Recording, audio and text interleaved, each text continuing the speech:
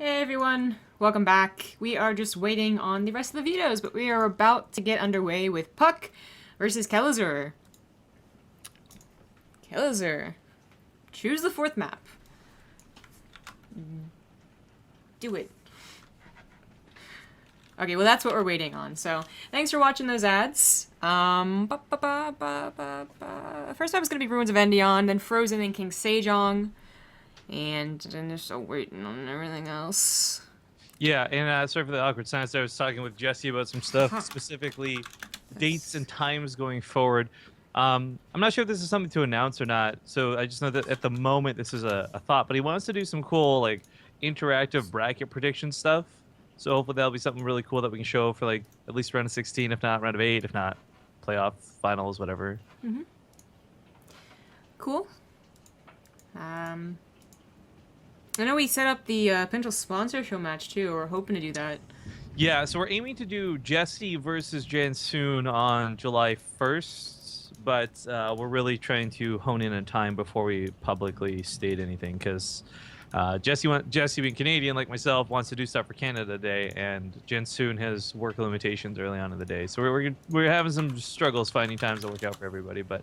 You know, it's like one best of 5. I don't think it would take that long. Just an hour out of the day somewhere. Hopefully we can find something that works. Yep.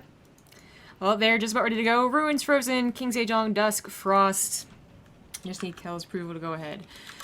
I was going to say something else on that subject. I think I just got a personal donation. Let me look this up real quick. Ain't you fancy?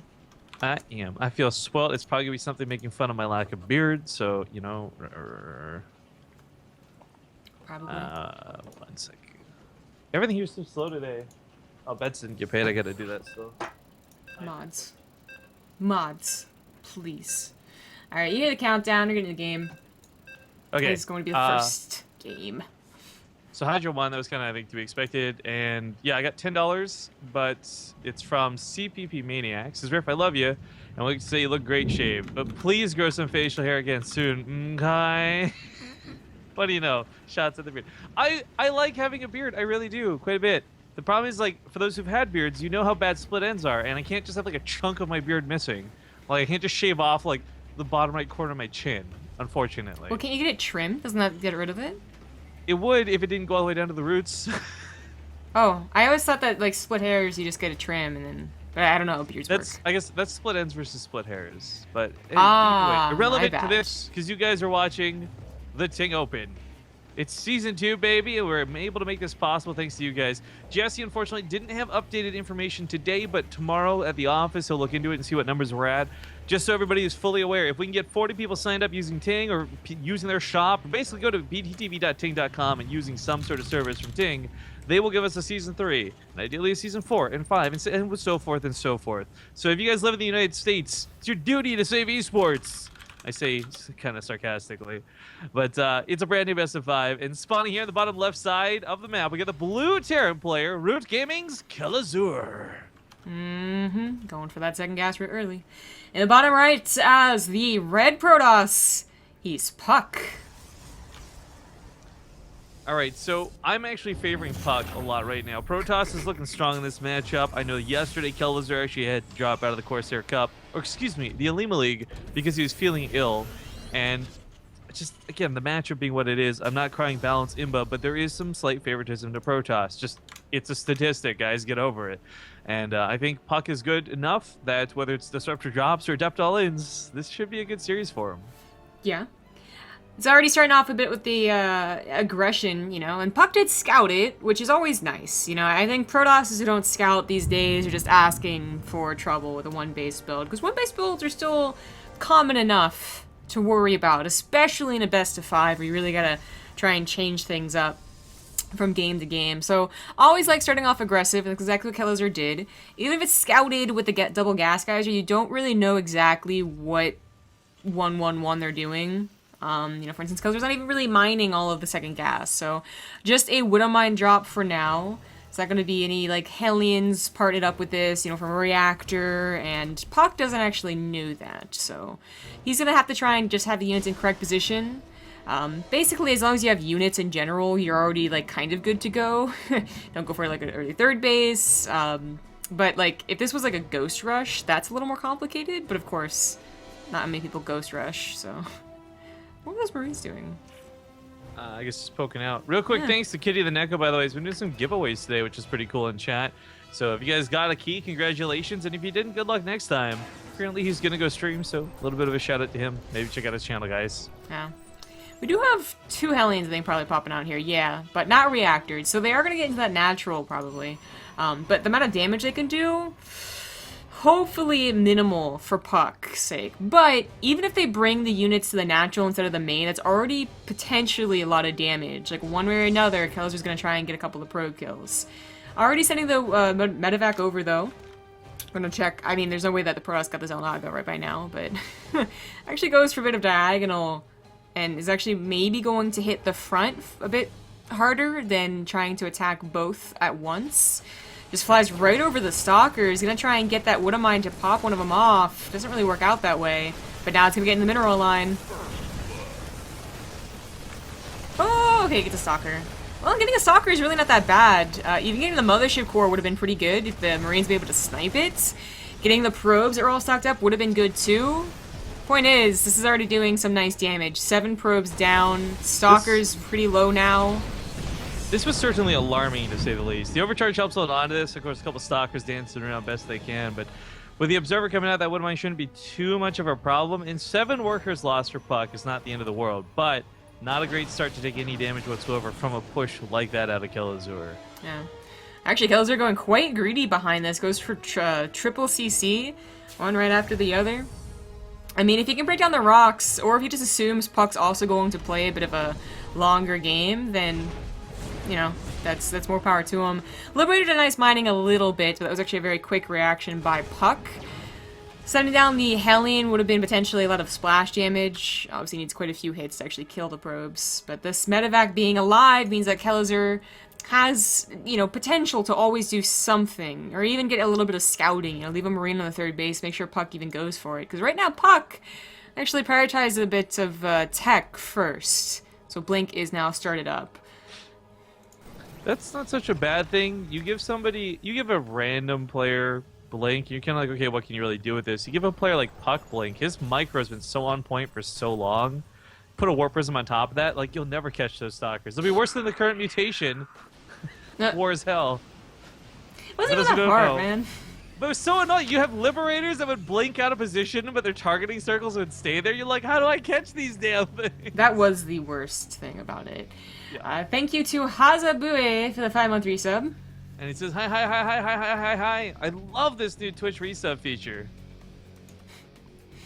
The surviving Hellion is going to be, I guess, map control for now. puCK, actually, I mean, I mentioned Blink because he's prioritizing it a little bit first, but I actually assumed he was going to go for a 3rd very shortly after that.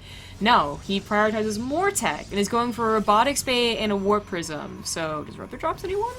Also adding on that Forge, and Kelazhur, if he actually had sight on the 3rd, might be a little suspicious, like, okay, how much tech are you really getting? Are you getting like 7 gateways? What's going on? This Liberator's gonna get over here and scout that it's only just now put down, and there probably should be like a very small little red flag going up about that for Kello. There's no pylon back here. But there's not a lot of room either for the Liberator, so Stalkers would have been able to take that out. It's just gonna chill now, I guess. 3rd base still not taken for Kelazhur, as he is still building SCVs. With 50, he could probably go ahead and take it, probably fine, but whatever he wants to do.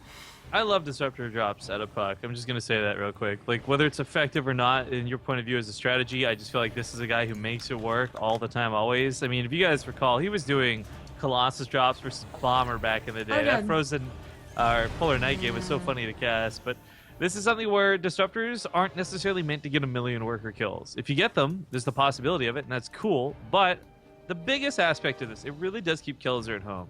He can't push out, he can't run out, he has to be able to deal with that Warp Prism, and before he does, he can't really go across the map. I love this line of production he has.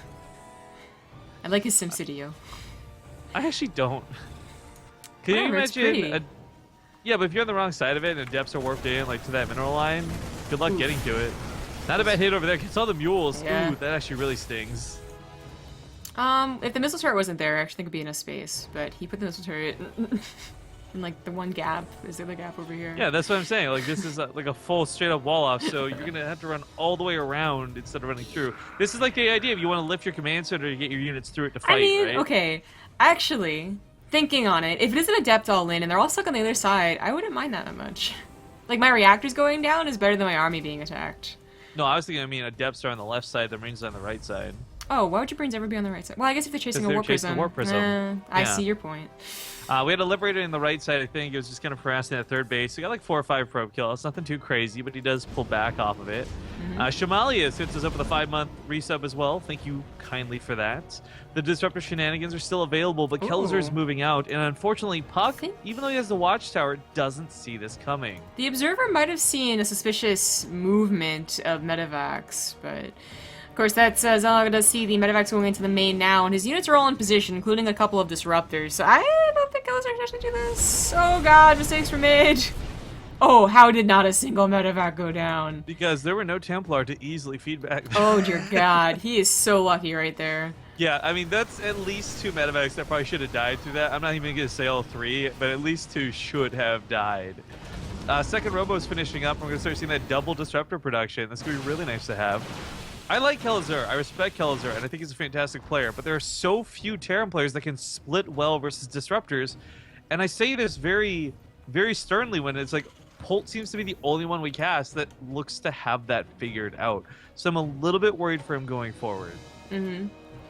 I would be really worried if Kelazhur was providing more frontal pressure, because, I mean, the idea is not just that Holt is really good at splitting versus disruptors, but he starts early and usually keeps the disruptor count at something like, you know, decent to deal with, like 3 or 4 maybe. If puCK's gonna go up to 7 or 8, like, no amount of splitting is going to split against all of that AoE. By the way, we missed it because I'm guessing looking at the timestamp is during the ad break, but thank you Passive Crimes for the 23-month resub. Sorry that hashtag feels bad, man. We didn't miss it on purpose, though. This observer, by the way, has been here forever. It is actually quite a thorn in Kelazhur's side. There's that disruptor count I was talking about, actually getting kind of scary. Widow Mines on field, though, and tanks. Warp Prism had ducked into that third base. As we can see, the SCVs are pulling off a mining, and they haven't gone back to it yet. Seeing that Widow Mine was fantastic. Whoa! He's just gonna base trade it. I mean, okay. He's kind of got a good head start, but buildings can fly, and we'll see if this gets out of hand. The disruptor's I'm in a bit of an awkward surprised spot. Kelazhur base traded it. He had tanks, like he was gonna try and take a fight, or hope that he, you know, they took a fight for him, but instead now his production is kind of compromised. Kelazhur, I mean, I guess doing a decent job over here. A lot of potent overcharges take out a lot of marines. Charge is a hell of a drug. The buildings are starting to be lifted, and he's going to start flying them away. I don't really know where you go with this, though. You can either like super bulk up in that third or just try and stall the game, but he does pounce, and Kelazhur's army is just too small to win a trade. Yeah. Ooh, that's our shrine, though, too. That's going to make this really nasty. It's in the main, so it might go down, but, I mean, truth be told, a DT or 2 could really just make this game so one-sided. These Widow Mines hopefully are actually taken out and not just walked over, by the way. He's got disruptors. Okay, sure. good. Oh god, that quadruple kill with that one shot. SCVs have no escape. They realized that a little too soon. And this is a problem. Too soon? Too late. Whatever. Like, I saw this coming, but I didn't prepare because I knew I was destined to die. Yeah, right? The most prophetic SCVs of all wow. time. Kelazhur has a ton of money. I mean, his production was camped for so long. His command centers are all lifted. There's no detection. Yeah. He realizes that pretty quickly. Yeah, it looks to me like puCK has secured this first game. Very nicely done. I mean, it would take a significant throw to lose it at this point, and I don't know how you would. With DTs chipping away your army, you are eventually just going to bleed everything out. Start leapfrogging those missile turrets with 3 SCVs. I mean, he has SCVs alive. He's actually rebuilding a command center because he was banking so many damn minerals. This game could go on for a while longer, but I think it's pretty obvious that puCK should win. But Kelazhur, I mean, he's killed most of the bases, not much mining left over, and he could try and literally base race, like try and kill the last building by dropping and lifting off. But once those stalkers start to spread out even a little bit, or be added onto, that possibility just keeps on getting lower and lower.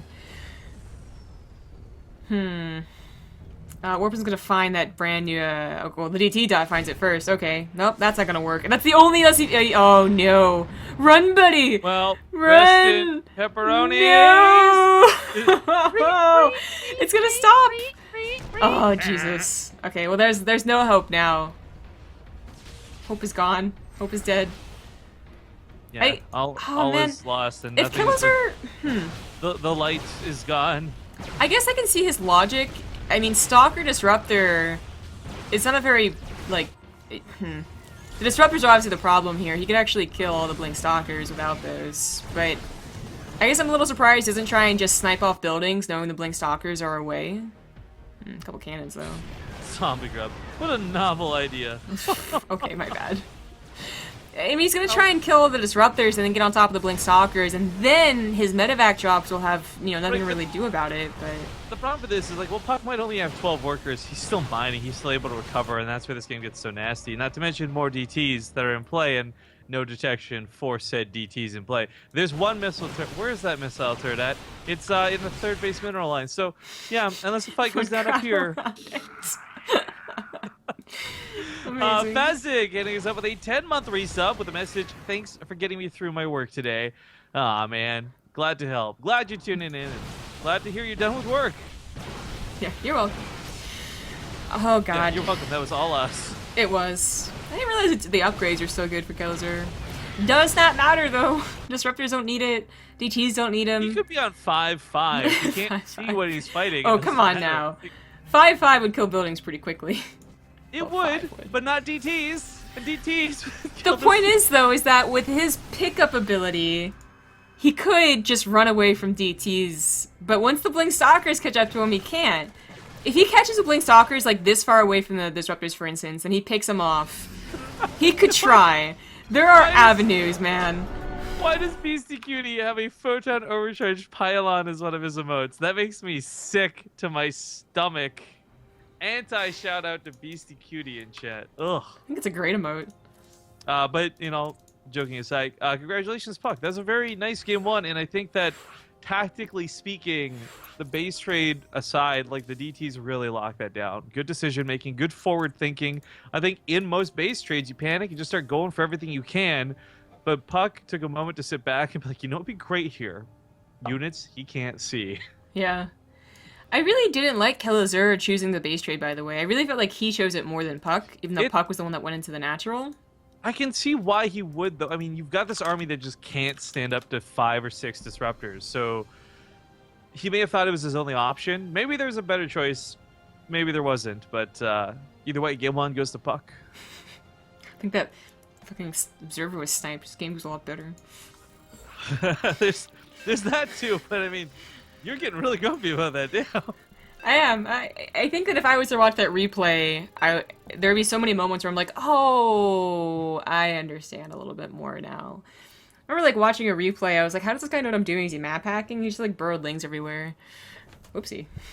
Sounds like map hacking to me. I bet he spread creep too. Yeah, basically. This is like Overwatch. I'm so sick of Overwatch, dude. They got a bunch of aim bots and wall hacks in that game. Like, Jesus. Is that a legit complaint? I don't understand. Tracer constantly hacks health too. It's the most annoying thing in the world. Okay. In the bottom right. Soldier 76's ultimate, Widowmaker's ultimate, and Tracer's ability to go back in time. Well, okay, it's just that it's so coincidental because there was the whole thing about like cheating and bans that Fenner was talking about, and then there was the accusation on that chick that plays Zarya. So I thought this might be a legit complaint. I don't know. Anyway, in the bottom right, as the Blue Terran, he is Kelazhur. And in the upper left, he's leading 1-0 and has to be on the lookout for this proxy. It's going to be the Red Protoss, puCK, recently rejoining Root Gaming. So while he won't scout this proxy, he will scout a suspicious lack of barracks, and you can kind of figure that out. It is just the one barracks, though, so I'm a little surprised he didn't put it over here, to be honest. It's going to be a Reaper. We'll see if he proxies anything else. He is going for double gas, so he could proxy a starport, for instance, or the factory, like whatever he wants, really. But after seeing the probe, I really don't know if you'd want to proxy it. You already know you're dedicated more than usual to do this, so I don't know if you want to dedicate even more to it.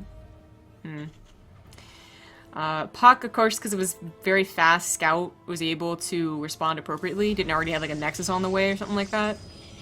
So he's gonna have a Zealot to mess up the targeting of the Reaper, and then a Mothership Core, of course, to help with whatever comes next. I really don't know how I feel about this. I mean, we've seen this get kills, right? Like this, we talk about getting at least 4 probe kills. The timing on it's usually pretty sweet, but it doesn't look like it's gonna get much of anything, man. That Zealot, like, it doesn't kill the Reaper, it really shouldn't, but every single time the Reaper hits a Zealot instead of a probe is really good for a puCK. Every time something, a Reaper gets its wings. Every time he kills a probe. There you go. There you go. One probe that was a bit of a freebie, though, I gotta be honest. He is gonna proxy the starport after keeping the factory back at home. This could still surprise puCK, but puCK is still on one base. There's actually not an issue of him being spread out and messing up a defense. The only thing it could mess up is a lack of detection, depending on what the starport is going to be. I mean, there are some people that are bringing back Banshees, and that's awesome, and that would be probably really ideal with what's going on in puCK's base, but I don't know if that's Kelazhur's plan. Thank you, Kanos Smash, for the 4-month resub. Awesome to see. These Reapers have not been doing a great job. 1-0. Zeno1337 in chance says the blonde hair makes Zombie Girl +1. I know, she's like a solid 4 out of 10 now. It's amazing. Rude. You both are rude. Oh, it's a Liberator. So, I mean, the Cyclone I really like. You don't really know how you've done with doing no damage. Like, are you really far behind, or did you make puCK overreact? And if you overreacted, then you're worried about a counterattack. So I really like the idea of the Cyclone to be that solid defense. But the Reaper gets torn down, because Overcharge does stupid amounts of damage, and it's back away. Reaper that did something lived, though. He deserved to live after killing a probe. What did he do? He killed, okay, because he killed a probe? Yeah. That's what the other one did absolutely nothing. The other one is completely useless. Well, it's interesting. This proxy Liberator goes for one step further, and he's actually throwing in a tech lab to follow this up. So Cloak Banshees, maybe? Man. I really wish it had been the reverse, though. I mean, the Liberator's not doing a bad job because puCK didn't realize that was on the way either and doesn't have a pylon in position. But imagine if this had been Surprise Banshee. There've been so many probe kills. Oh well. I mean, so maybe. Other side of the map, though, the attack for puCK ready to go outside Kelazhur's base, tries to break on in. And as we see the Cyclones... Oh, I didn't realize there was 2. I thought he just made 1. The 2 Cyclones will drive this off rather easily. Getting both the Zealot and the Adeptus start is quite nice. Oh. I got the tech lab. They did something. Yeah, the bunker finishes up behind us. Tank got out. I mean, really, Kelazhur's bulletproof back at home for the time being. But that Cloak and this Banshee, what I really like about this is you got to look at what puCK's done for a build order. There's no detection. There's not going to be any detection. I'm honestly gonna get so many free kills. I'm so surprised. You see a Liberator like that, and you gotta be like, okay, a starport's out. I guess you don't have to necessarily assume that it's proxied. I think if you assume it's proxied, though, you do have to worry about the Banshee follow-up. And I'm so surprised puCK has just not had that line of thinking. He's just so... He's more concerned about winning the game with his counterattack than the possibility of further tech, and that might just lose him the game. Like, this Banshee, still a surprise, even if it's waited, 2 minutes longer. Blinks into a tank, but also into Cyclones in a bunker. Cyclones do some really nice damage, and of course, with their cooldown now being 4 seconds instead of 9, holds like this are a little more manageable. Yeah. So a little bit fickle and a little bit dangerous. Those Banshees, by the way, in the top are being stacked by the looks of it, or is he just waiting for Cloak, I guess? Just waiting for Cloak. I was waiting for a sec. Yeah, I was waiting for him to start a second Banshee, but he goes for Stim instead. Interesting. Yeah, Stim another tank, so...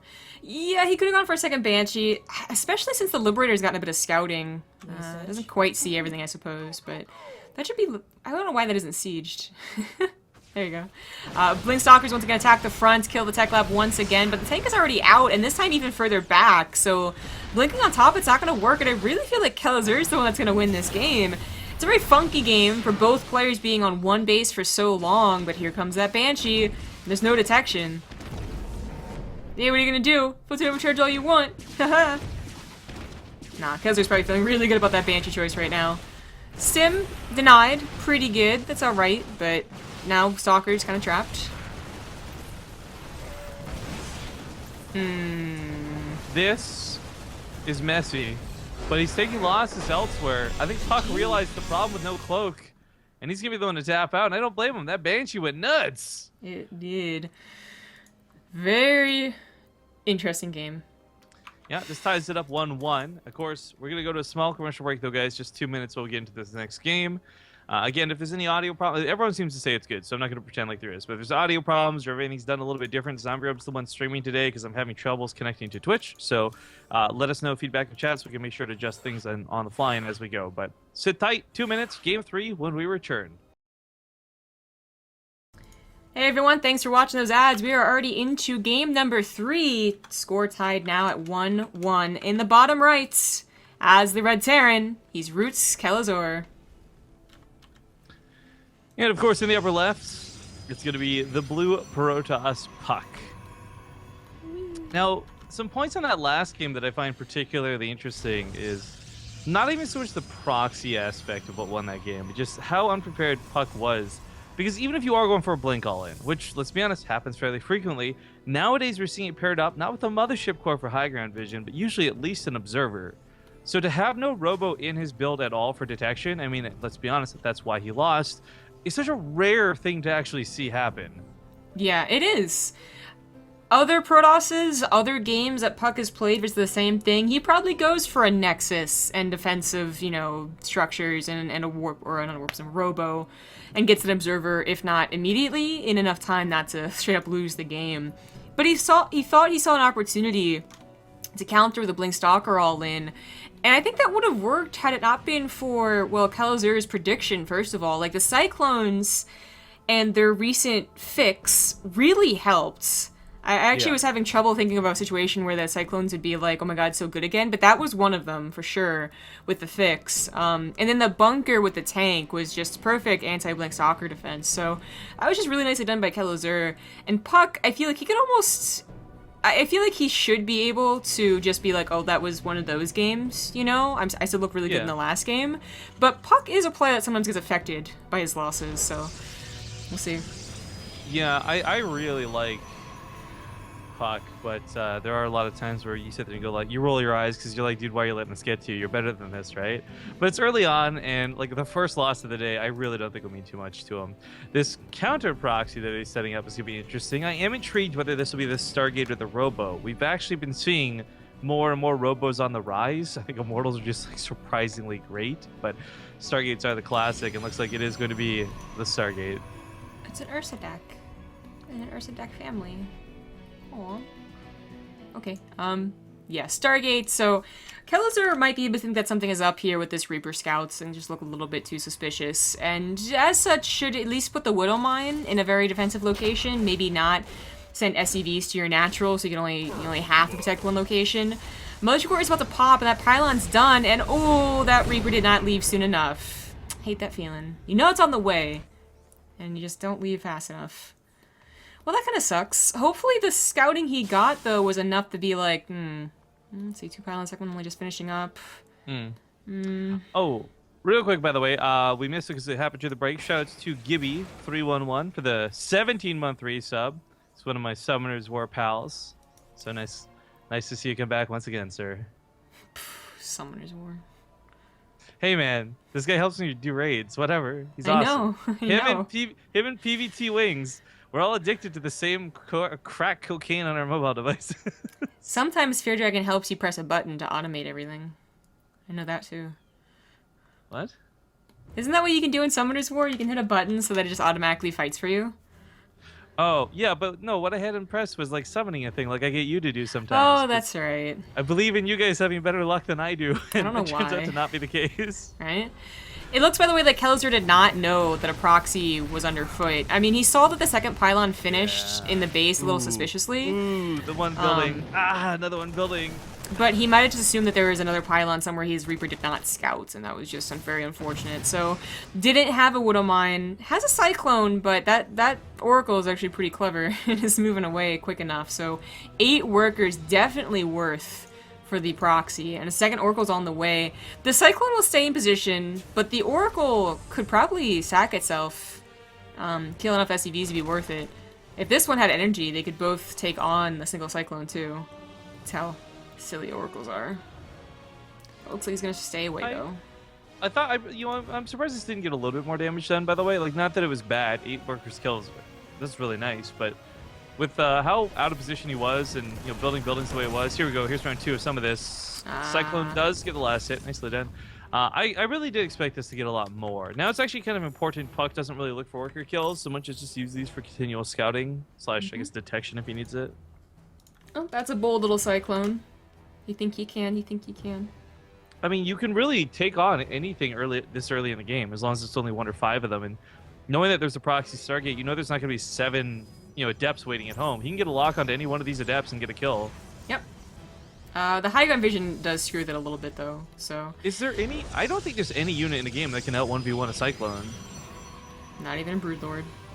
Maybe a battlecruiser with Yamato cannon, and that's like it. That's the only thing I can think of that could maybe 1v1 a Cyclone. Yeah, it's a good unit. I guess. Yeah, it's a pretty good unit. I was gonna say the Phoenix are really good at countering Cyclones if you're kind of desperate, or if you just really don't want to deal with a Cyclone. The Cyclone builds of past are not a thing anymore, but back in the day when Cyclones were a real problem, Phoenixes were typically the answer. In the co-op mode, Roy Swan, Cyclones have the old Cyclone health of 200. Feels good, man. You get a Cyclone in like 1v1, you're like 120 health, what am I supposed to do this fragile thing? Yeah, right? Oracle does go down, and that Phoenix feels a little bit useless. I guess it's going to give some advance notice of drops, but only 1 Phoenix won't kill one, so... Well, I don't know if he wants to remake another Oracle. He'll probably want to change his Chrono Boost, though. Oh, bye-bye, Cyclone. You tried so hard. You tried. Oh, well. Third base on the way. Did Kelazhur see this at all? No, Cyclone moved away before we could see it. That is a pretty big bio army, and they're going to have combat shields by the time they get over to the other side of the map. puCK is once again investing into a couple of disruptor drops. However, that is investing into not presently here. And if it's only one disruptor too, Kelazhur needs to split once well, and he could probably push in for some damage. Observer sees it. Sims Marine ahead. Sees a fairly good setup with the pylons, but goes in anyway. Oh, there you go.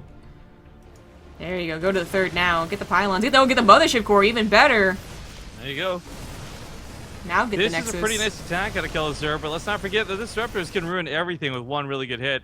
Attack on the other side of the map is going to commence. This is going to slaughter SCVs. He's got to pull away from this right away. It looks like the disruptor got a decent shot over here. But yeah, I'm surprised he's pulling the SCVs into the Adepts, and the poor Marines, what are you doing, buddies? There we go. Being dicks is what they're doing, jeez. And Kelazhur did not focus on the Nexus. He ran away. He can't take on that army. Oh, why did the Stalker deserve that? Yeah, this isn't good from Kelazhur at all. He does clean up the Adepts, but after losing 10 SCVs and not getting the War Prism, and that thing is speedy. It is not going to die. Drop into the natural, ends up getting a couple of probes, but there puCK pulled and did a lot better for it, but that opens the third, finally. Okay, alright, if he gets the third, I think it's all worth it. It's still a little bit messy and questionable. I mean, they come out of this in a position where puCK's he's not necessarily incredibly behind. Kelazhur's third's only just coming down, so having losses. Okay, it sucks. You took some actual losses. But look at the resources lost. It's a difference of 50. Wow, that's really close. Yeah, quick check of the income graph said that Kelazhur is getting quite a bit from that Nexus cancel. This is a time where puCK would really like to be sending probes over, rallying probes over. But, oh, some serious revenge going down. 8 SCVs and all the mules. That was a pretty big revenge shot. That gives him like a 10-worker lead off of that, by the way. 8 SCVs dead plus those mules. They're really nice. Liberator's on the way, though, and this is going to make things difficult for puCK once again. I also want to give a shout-out to JTDC hitting us with a 16-month resub, and also has stopped bullying me for the last 2. It feels nice, man. What, he's bullying you? And like every $2 donation about garlic and bullshit, you don't remember any of that's this? right. That was him, yeah. This Disruptor's doing some serious work, and the poor Liberator really can't deal with it that well, so he's actually going to give up and just try and harass. Big Doom Drop into the main base. The Phoenix doesn't even see it. You useless flipping Phoenix. And that's going to complicate matters. Going up a ramp against a concave, even with a good Disruptor shot, Kelazhur just has to split a little, run away, run away. Okay. And this should be a decent trade, especially if you can focus on the Disruptor. Liberator also sieges up the mineral line while this goes on. Widow Mine hits are pretty nice. The Disruptors get nothing for it. This starts getting a little bit scary for puCK as his Gateway army just can't stand up to the Marauders that are here. Disruptor gets picked off, and Kelazhur taking leaps and bounds here back into this game. Yeah. Disruptor, I guess, a little bit of harassment, but is that really going to make up for his production now being compromised? It looked like there might have been a snowball effect. The Militia Corps helps out a little bit. He will just pick up and leave. The Liberator was denying a lot of mining, by the way. And of course, yeah, 17 probes actually went down in individual places. Hasn't fully unloaded, there we go, but with the Liberator's help, he took out the rest of the reinforcements from puCK, and it looks like Kelazhur is going to take this game. Very nicely done. I'd say so. The bracket. Good gif. Good gif. I'm not really sure what happened there, to be honest. Is it better or worse than Feg? That's what I was going to say. FEG is probably the most weird GG mistype we've ever seen. Alrighty then. Well, congratulations to Kelazhur for now taking the lead, but it's a best of 5, so I'm going to move on to Dusk Towers. See if puCK can bring it back.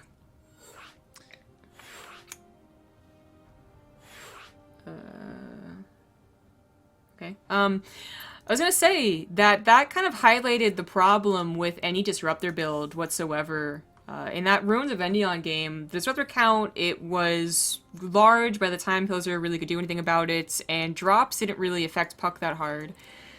That game, King Sejong game, that was, I think, the ideal situation.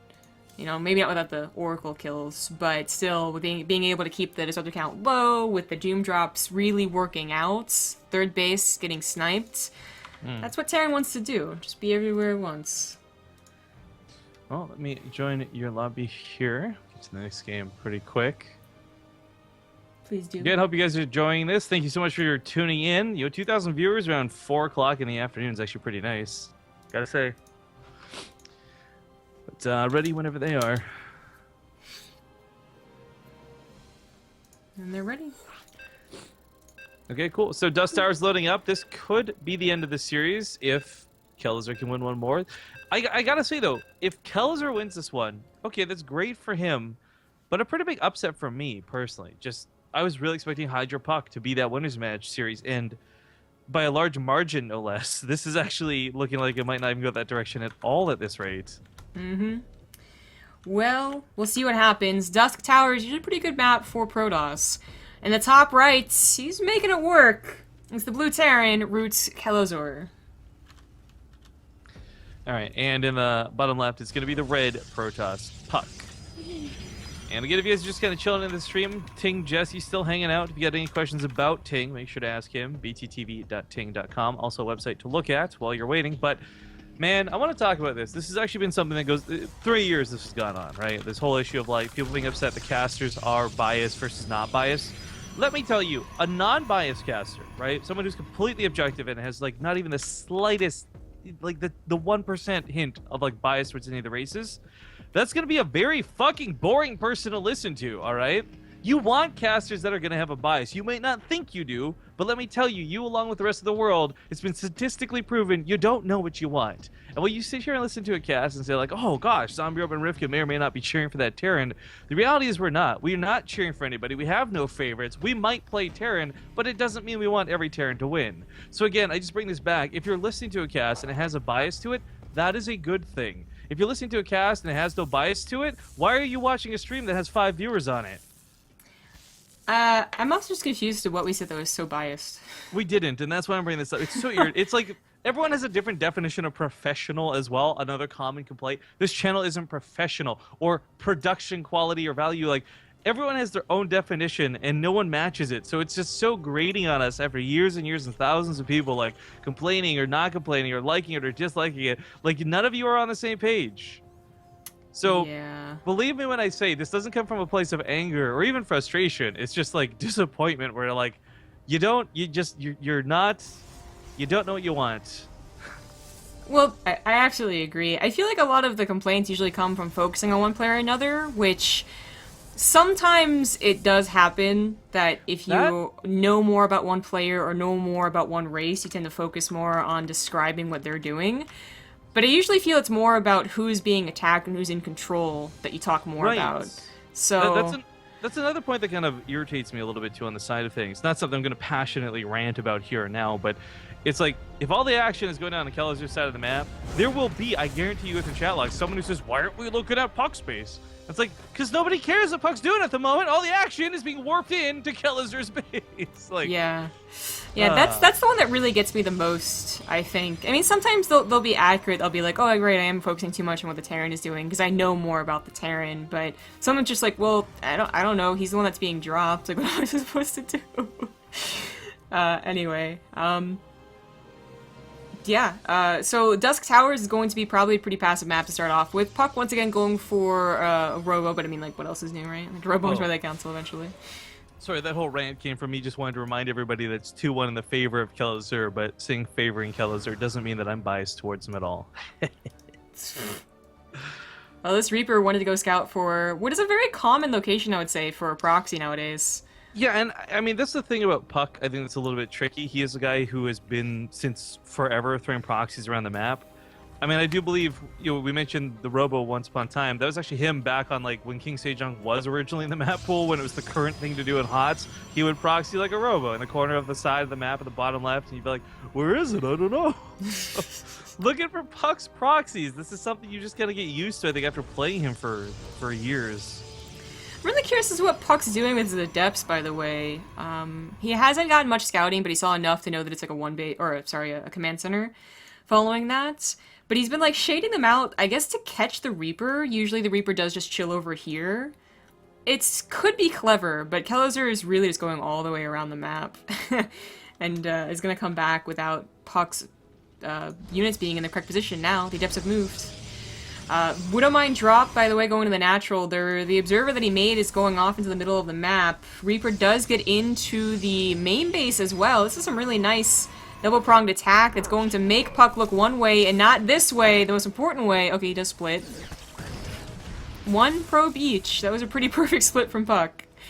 Reaper did die, of course, to Frozen Overcharge. Doesn't get the scout on here, which was the most important. Medevac does, though. Check that out. Yeah, this was something where that production is so awkwardly placed. I just want to point that out there. And it is powered by a single pylon. If Kelazhur had like a drop full of Marines and got in here, this would be so devastating. But oh, the one mines! That sucks. Kelazhur, like, unloaded them so much quicker than he was supposed to. It was kind of funny. Liberator goes in the back of the natural, or the main rather, and puCK, I mean, he has good reactions, you know, like, not losing a lot of probes of this, where other Protoss players definitely would have lost, like, 10 by now. Really good. But he is still, I feel, probably getting a little frazzled by this. You know, he's lost mining time, which is always something to consider. Maybe he, like, you know, messed up his build the tiniest bit, but I think most importantly, if he continues to get harassed like this, maybe his disruptor drops aren't as good. And that's something he really needs to focus on, because it's literally hit or miss. Like, you only got one chance, then you gotta wait another, you know, half a minute, something like that. So, he wants to really focus. The Stalkers are an interesting addition. I wonder if that's to kill any of the low-health SCVs after. That's pretty cool. Oh, come on. Look at these low-health SCVs with the old diagonal one gigantic disruptor hit. 11! Oh gosh, that's like bowling a strike. God damn. Kelazhur actually saw it. This may have been what the stock was intended for, by the way. And if that's the case, that's really clever, because the Viking, unlike a Liberator, would actually deal with a War Prism. That is really clever. I was gonna say, like, I can't believe the Stalkers would be able to unload and snipe any of these quick enough to be worth it, but... Oh, what? We got a resub for 12 months. That's a 1-year trip around the sun for Mufasa. But he says I'm biased against Canadian? What? What? Root. Who is biased against Canadians? Canadians are like really nice people, I'm just saying. Like, hey, Scooter says, keep it up with an 8-month resub as well. Thank you very much, sir. But okay, so Disruptor drops to be expected out of puCK. Still does some pretty good damage. Doesn't put Kelazhur out of the game yet. Let's note, Kelazhur is aiming for like a 2-base situation right now. Like, there's a third command center down. I'm actually not sure how much he'll be trying to push that out with the disruptors constantly floating around his base.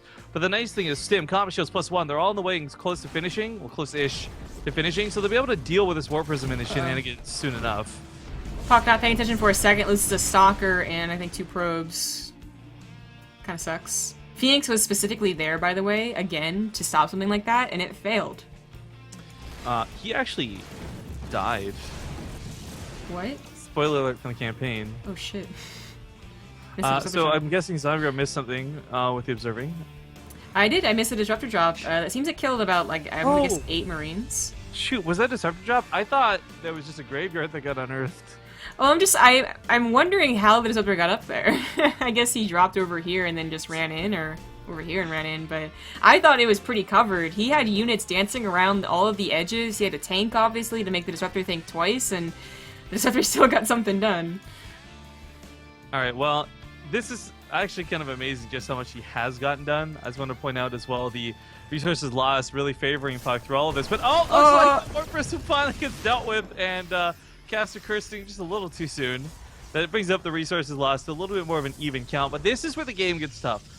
There's not a bunch of Liberators coming into this. There's none, in fact, at all.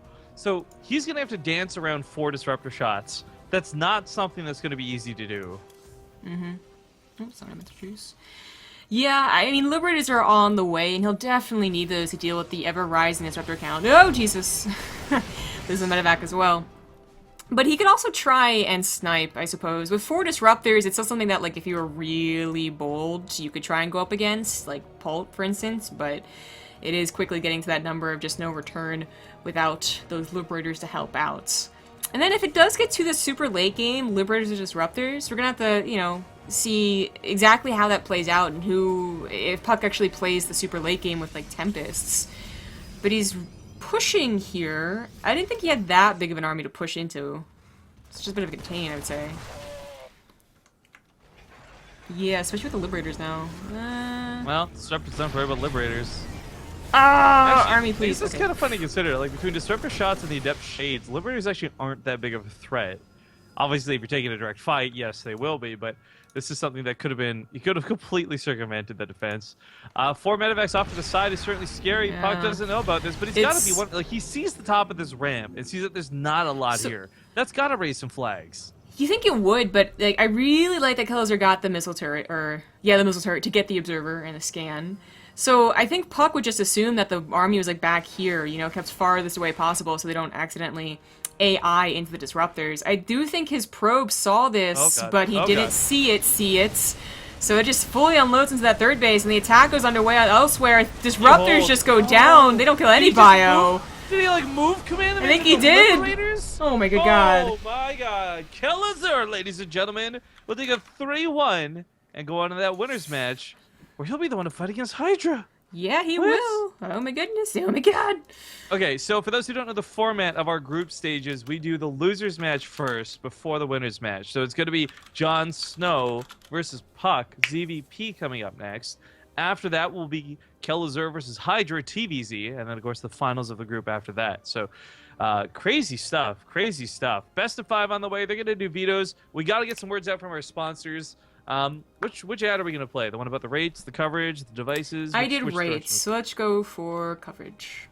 All right, Ting's got some awesome nationwide coverage. They're a mobile phone service, guys, so your cellular devices and whatnots.